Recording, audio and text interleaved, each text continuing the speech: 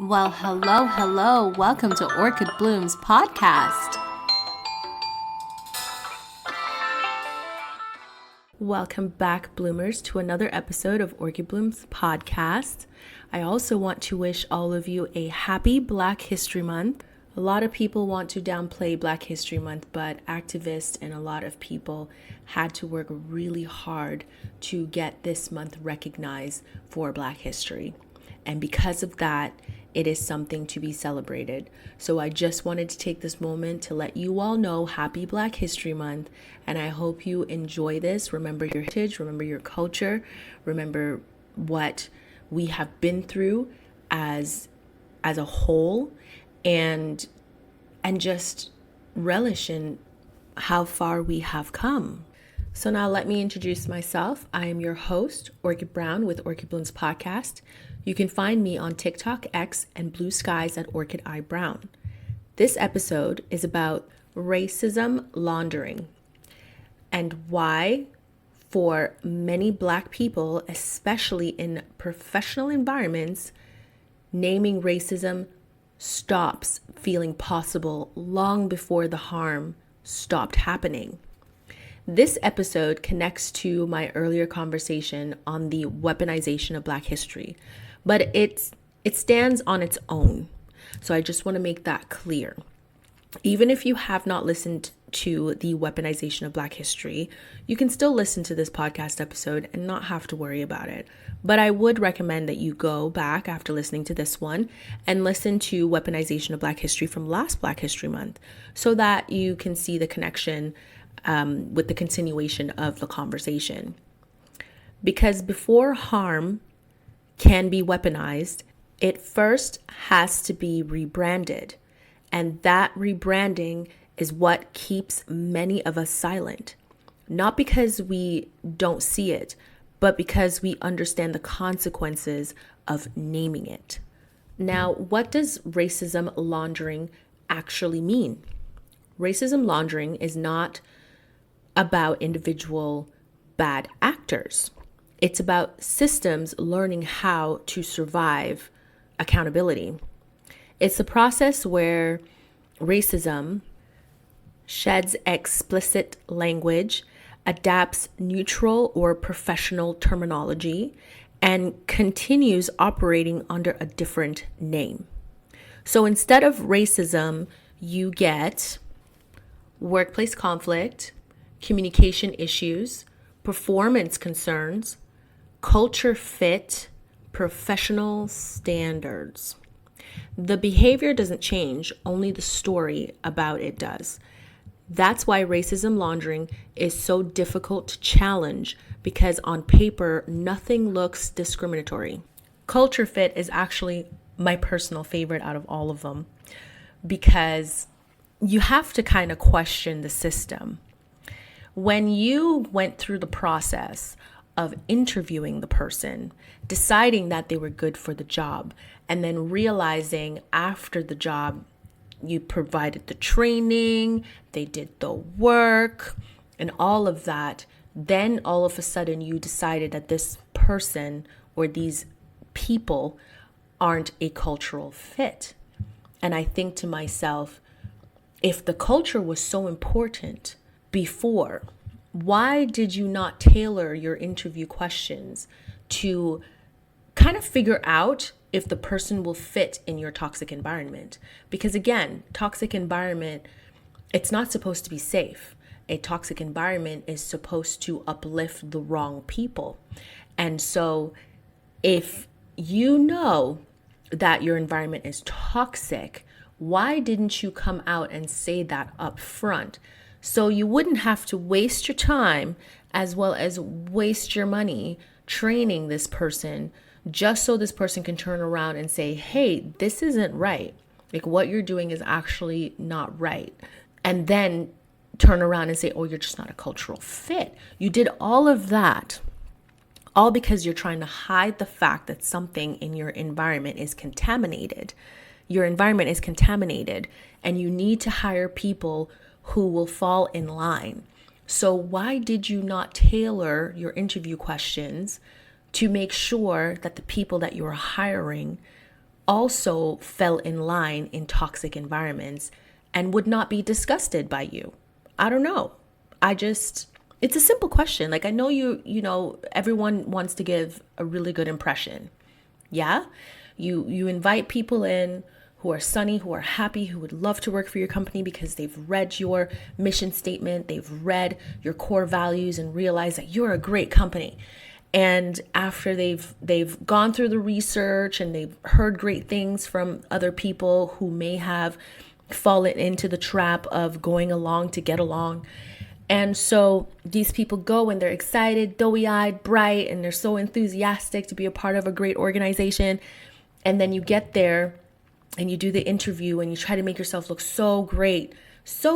But there were some signs, and these people decided to look past it because, again, the organization as a whole may not be the problem, just the people in it, right? Sometimes people try to make excuses for what they're seeing. And so they go in and they do the interview. The interview was great. You guys covered up the fact that you're toxic as fuck. And then you get them into the job. You train them. You talk about how you're all about integrity and excellence. And, you want to do the best job and you want to make sure that the company looks great to the public, as well as everyone around you feel empowered to be a part of the organization, only to then show that you don't actually give a fuck about any of that. It was all a lie. It was all a lie. And so when someone actually believes you, come into the organization with this thought process based on what they were trained to do and start trying to bring this into the environment, all of a sudden, they are no longer a cultural fit. Love that. Just love it. But let's continue. Next would be why many Black people avoid the word racism. Can't really scream, "You're a racist." No, you can't do that. Many Black people don't avoid the word racism because they're confused. They avoid it because they've learned what happens after you say it. Once you name racism, you become emotional, you become biased, you become that person, you become difficult. God, I love that. You know how many times I've gone into a workplace and I've heard so many white people say, "Oh my God, that one Black girl, that one Black guy, he's just so difficult." So difficult. For me personally, when I hear the term difficult, my red flags go up. I start to pay attention to the person that's saying it to me. I start paying attention to the people that this person associates themselves with. I start to observe. And trust me, you don't want me to watch you because I do it very well. I'm a hunter. You do not see me coming. So I start to pay attention. Every single time I hear that term, especially put on Black people, I pay attention. I really do. It's a red flag. It tells you something. It means the environment is toxic. You are no longer discussing harm. You are defending your credibility. Because again, all of these things, you become emotional. You're so emotional. Why are you being a bias? That person screamed racism. She's so difficult. He is just so difficult. Now all of a sudden you have to defend your credibility. That's not accidental. That's training. So instead, many of us learn to say things like, "This feels unfair. This feels inconsistent. I'm just asking for clarity. I want to understand expectations." Let me tell you, I have been in that situation where I have to ask for clarity because some dumbass decided to come to me and say, "Oh, you're not emotionally intelligent." And in my mind, I have to calm down because I'm about to laugh in this person's face. Because what I have observed is that this person is not intelligent enough to know what emotional intelligence is. And for them to make up emotional intelligence and project it onto you by saying you're not emotionally intelligent, again, telling you that they're not emotionally intelligent by projecting it, you start to just kind of, I'm personally, I just laugh. I would just laugh. And again, you can't laugh in their face. Their ego would be bruised and they'll start to act like they're wounded because they're all about victim mentality. And so when I heard someone say that to me, my initial thought was to ask, what is emotional intelligence? Because I know the fucker don't know what emotional intelligence is. I know he doesn't know. He's not that intelligent. And so I would say stuff like, oh, really? Could you clarify? Could you provide an example of when I was not emotionally intelligent? The fact that I'm asking this question already shows that I'm emotionally intelligent, which means the projection that this person is putting on me, I have just rejected it. I need you to break it down. I need you to reach into that brain and find out what emotional intelligence really is, if you actually know, because I know you don't know, and break it down and give me an example of when was I not emotionally intelligent. Just tell me. The person couldn't actually tell me because he did not know what the fuck emotional intelligence meant. And I already knew that. So then, of course, you have to now feed them another question. So I need to understand the expectations. And in order for me to understand the expectations, you need to tell me in what instance did I display lack of emotional intelligence? And then they stutter through it only to not give you the answer and just say, you're just not emotionally intelligent. We're going to sign you up for a course on emotional intelligence. But you couldn't even tell me what the fuck it was. So clearly you don't actually know. You just made that shit up. You knew you were not emotionally intelligent. And that is a reason why you decided to try to project that onto me, to try to make it seem like I'm difficult when you have no clue what you're doing. So I said, no problem, send me that course. And then you actually watched a course and it was the most boring course you've ever watched. And so everything that was displayed in the course is actually what you did, because that's what emotional intelligence is. And of course, it affirms that this person has no clue what emotional intelligence is. Very odd. Very, very odd. But let's get back on track. So not because racism disappears, but because survival requires translation. Yeah? If I'm going to survive working with somebody who does not understand a word that's coming out of their mouth, it's just not there. The brain is just not braining. Then I'm going to need you to break it down, clarify, and then let me know what these so-called expectations that were never written down, and go from there, right? Right. One of the most effective laundering technique is universalizing harm. You'll hear everyone gets treated badly at work. That's just corporate culture. That happens to all new hires. In some cases, you'll meet someone who's been working there for years and it's still happening to them. We're all under pressure. Yeah? Yeah. All of this to deflect from the fact that the system is failing. The system isn't working, but nobody wants to take accountability for it. Again, I love how we plugged in culture again. Love it. Love it. That's not entirely false. Workplace abuse is widely spread, but racism laundering happens when racialized patterns get folded into general dysfunction. So race can never be named as a multiplier. So when Black and other racialized workers speak up, they're told this isn't about race. This happens to everyone. And just like that, racism becomes unprovable, unsayable, irrelevant. Not because it isn't there, but because it's been absorbed into normalcy. That's laundering. When racialized harm is treated as universal workplace behavior, it becomes impossible to name who is most impacted. So instead of asking who is being targeted, who is being isolated, who is being over-surveilled, who is being denied grace, God, grace, this conversation becomes work is hard for everyone.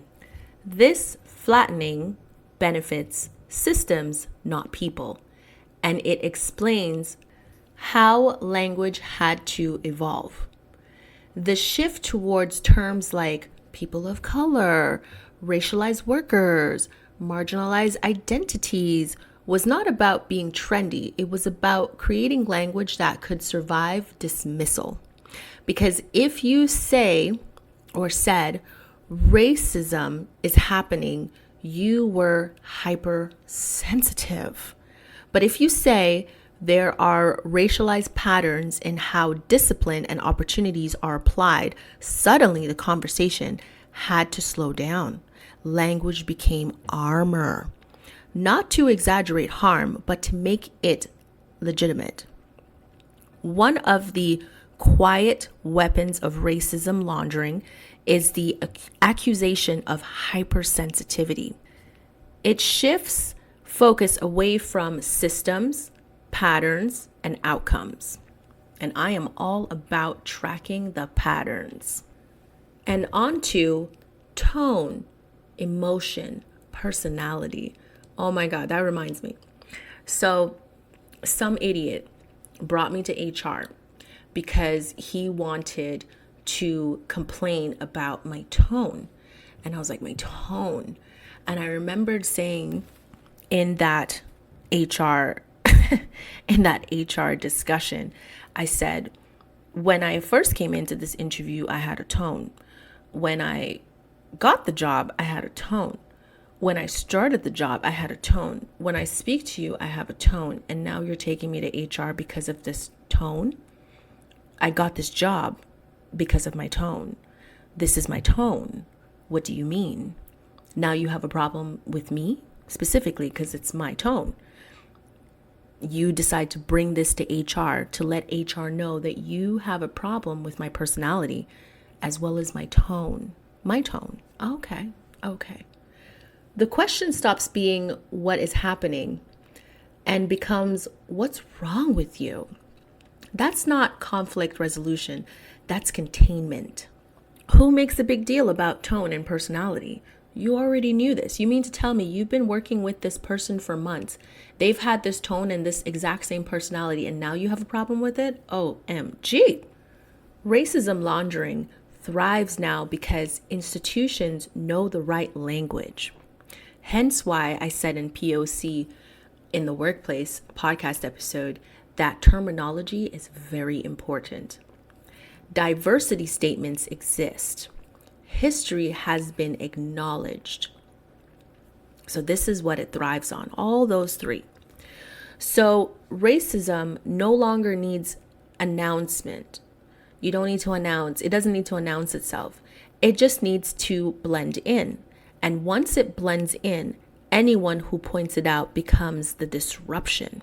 Before we continue, I wanted to take this opportunity to touch on another podcast episode from Black History Month called House Slave that I wanted to shed some light on the terminology that was not included in that episode. I wanted to use that episode to show a system or structure and not specifically focus on terminology. There are a few overlapping terms that I would like to share today. The first one is tokenism, placing a marginalized person in view to signal inclusion.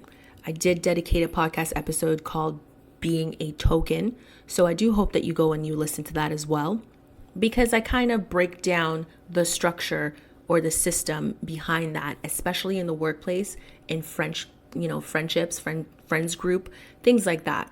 So the next one on the list is racial shielding.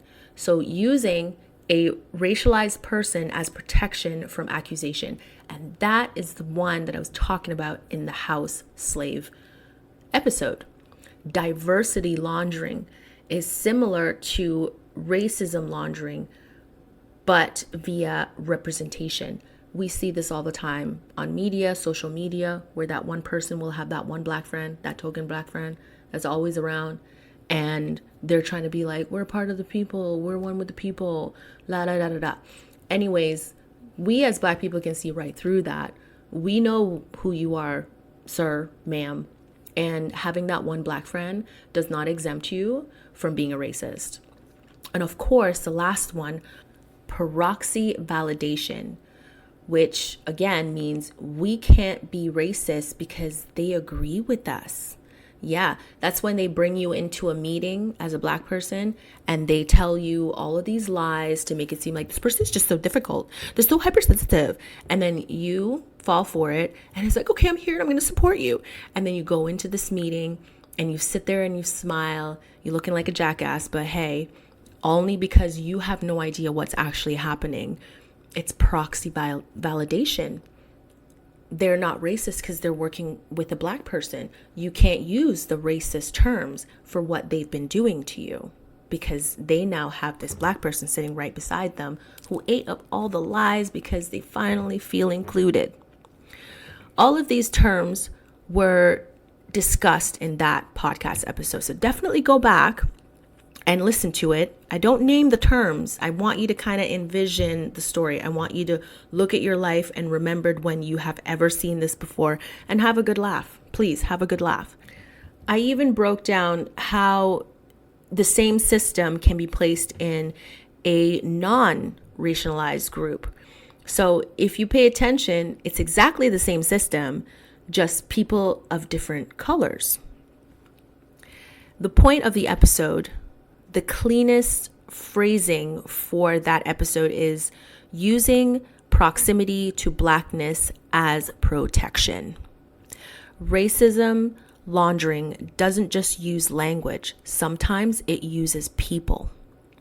This is the other form of racism laundering that does not get talked about enough. And that's when institutions use proximity to blackness as protection. A system anticipates a racism call out and place a black person often in HR, leadership, or a visible role next to power as proof of innocence. The logic is simple. How can this person be racist if a black person is standing with us? Right?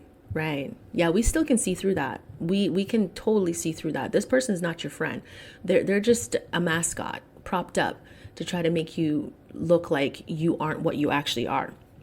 But representation is not accountability, and proximity is not proof. And we all know this.